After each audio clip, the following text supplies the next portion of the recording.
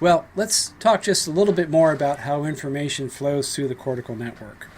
So I've already mentioned that our thalamus sends inputs up to layer 4, providing the main source of drive to this network of cells that populate the cerebral cortex. There's also a small input to layer 6, but the primary one that seems to have the greatest physiological impact is destined for layer 4.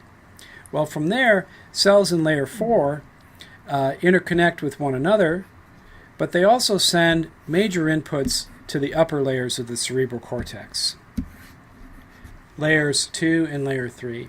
And once information gets into those upper layers of cortex, it can be broadly distributed. So information can go in the horizontal direction from one region of layer 3, for example, to a neighboring region of layer 3. Information can be projected through the corpus callosum to the corresponding cortical area in the opposite hemisphere. So there can be long projections that come out of these neurons in layer 3 that enter the white matter and eventually the corpus callosum. One can also find local connections from these cells to nearby neurons within layer 2 and layer 3, as well as projections that will drive the activity of neurons down below in what we call our infragranular layers, those layers below the granular layer, layer 4, in layers 5 and 6. Well, those infragranular layers can give rise to descending projections. Layer 5 cells can project to a variety of structures in more inferior parts of the nervous system, including the basal ganglia, the brain stem, and even the spinal cord for certain regions of the cerebral cortex. Cells in layer 6 project back to the thalamus. They also provide a return input to layer 4 where this cortical circuit got started. Well, what I've been describing for you is the flow of information through the cortical microcircuit. And we believe that this basic flow of information, this basic circuit structure, exists across the entire cerebral cortex with some modifications depending upon the different cortical regions in question. But this basic flow of information of starting in layer 4, progressing to upper cortical layers, then down to lower cortical layers, is a common theme of cortical processing. Well, this circuitry performs a variety of functions. We're only beginning to scratch the surface to truly understand what those functions are. But I want to give you a sense of what the function is of this columnar circuit that we find in the radial dimension of the cerebral cortex. We call this the canonical microcircuit of the cerebral cortex. Well, I'm going to suggest an acronym that makes sense in this part of the world, and I hope it might make sense wherever you are. Well, if you know anything about Duke University, you know that our athletic department is pretty important to the life of this university, and one sport in particular seems to dominate, and that's basketball. Well, for those of you familiar with how basketball works in this part of the United States, you're familiar with 3 letters, ACC. But you know that as the name of the conference within which our Duke basketball teams compete. That is the Atlantic Coast Conference, the ACC. Well, I'm going to suggest that we hijack those letters and use it to remember some of the basic functions of this canonical microcircuit in the cerebral cortex. I would suggest that the ACC of the cortical microcircuit is amplification, computation, and communication. Let me tell you what I mean. Let's consider first amplification.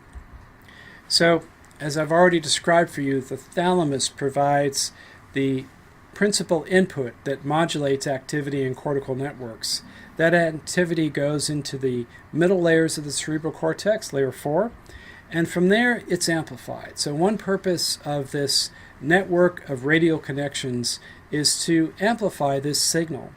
And once that signal is amplified, then new computations are possible. So the networks that we find largely emanating out of our upper layers, or supragranular layers, can take that amplified signal and now compute new properties that were not carried with that signal as it first entered the cortex. We'll see some examples of that when we get into our sensory systems. And then also from this part of the cortex, as well as from deeper layers, this information can be communicated broadly. And that communication can happen from one cortical column to the next, from one cortical area to another, and even from cortical areas to more distant regions that lie below the level of the cerebral cortex. So, amplification, computation, communication, the ACC of the cortex. Hopefully you'll be able to remember that. Okay, now I want to finally turn to the question of the organization across the extent of the cerebral cortex. And this allows us to return to what we looked at earlier, and that is the cellular architecture of the cerebral cortex. This is what we refer to as cortical cytoarchitecture. Cyto referring to cells, and architecture referring to the arrangement of those cells. So I would just remind you that neural tissue is comprised of a variety of different kinds of cells, big cells, small cells, from a physiological point of view, excitatory neurons, inhibitory neurons, those that fire in various kinds of patterns. Just a tremendously rich diversity of cell types are found in the cerebral cortex. And these cell types are organized in columns, but those columns have different compositions in different parts of the cerebral mantle. We see some of them illustrated here in this slide. So for example, if we look in the visual part of the brain, back here in the occipital lobe, we see an arrangement of cortex quite similar to what you saw earlier in this tutorial. In fact, those histological slides were taken from the visual cortex. And if we moved a little bit more anterior into the motor cortex, we'd see something that looks a little bit similar, but some things would really stand out. One thing that stands out is the presence of these really large cells in layer 5. These are called BET cells. They're the largest neurons we have in the cerebral cortex. But there are a little bit more subtle differences that you can appreciate once you have a bit of experience looking at the cerebral cortex. You'll notice that while the granular layer 4 is very prominent in our sensory cortex, it's largely diminished in its thickness as well as the density of cells in our motor cortex. That's because the function of the motor cortex is largely to provide output rather than to receive input. As we progress towards the more medial aspects of the brain and the more ventral part of that cerebral mantle, we encounter a region of tissue that is wrapped into the medial edge of the temporal lobe. And this tissue is perhaps the most simple of all the regions that we find in the cerebral network. The anatomists have chosen not to recognize 6 layers as we do in what we call the neocortex, or that more phylogenetically modern part of the cerebral mantle. And what we find is an older part, a paleocortex, and even an archicortex. These are terms that we think reflects the evolutionary history of the cerebral mantle in the mammalian brain. Well, around the turn of the 19th to 20th century, European anatomists began to develop a variety of ways of studying the cellular architecture of the cerebral cortex. And one individual really stands out among many seminal contributors at the time. His name was Corbinian Brodmann. So Brodmann was a German scientist who studied the cytoarchitecture of the cerebral cortex. And he proposed a scheme for recognizing divisions of the cerebral cortex that is still with us today. We call these Brodmann's areas. That's what's illustrated here in this color-coded representation of the cerebral mantle with all of these numbers in place. So Brodmann was a fascinating figure, and it's a really interesting time in the development of modern neuroscience.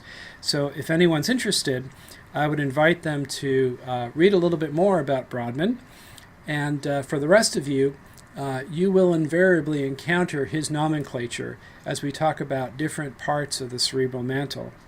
So what Brodmann did was he looked under the microscope at a Nissl stain and recognized that different parts of the cerebral cortex have a different appearance, very much like what is shown here in this slide that I just showed you. And so Brodmann proposed, I think, a rather bold idea, and that is that these cytoarchitectural differences that he recognized in the cerebral cortex had functional consequences. And his scheme has largely ushered in the modern era of neuroscience, where we come to recognize that different parts of the cerebral mantle are specialized for certain kinds of function. Now, we can get a little bit carried away with this conceptualization of the cerebral cortex and have an erroneous view that cortical areas function in isolation.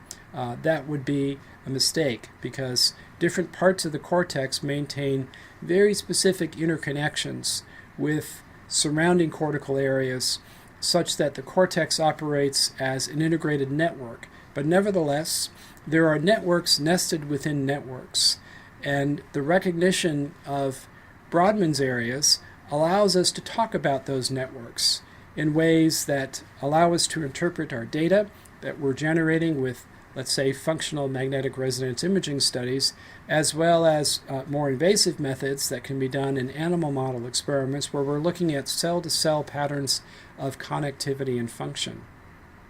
Well, I hope you've enjoyed this brief survey of cortical structure and function. We will see application of these principles as we continue to explore our sensory and motor systems. And hopefully this concept of the ACC of the cortical microcircuit will be a useful way for you to understand what exactly does the cerebral cortex do in neural processing.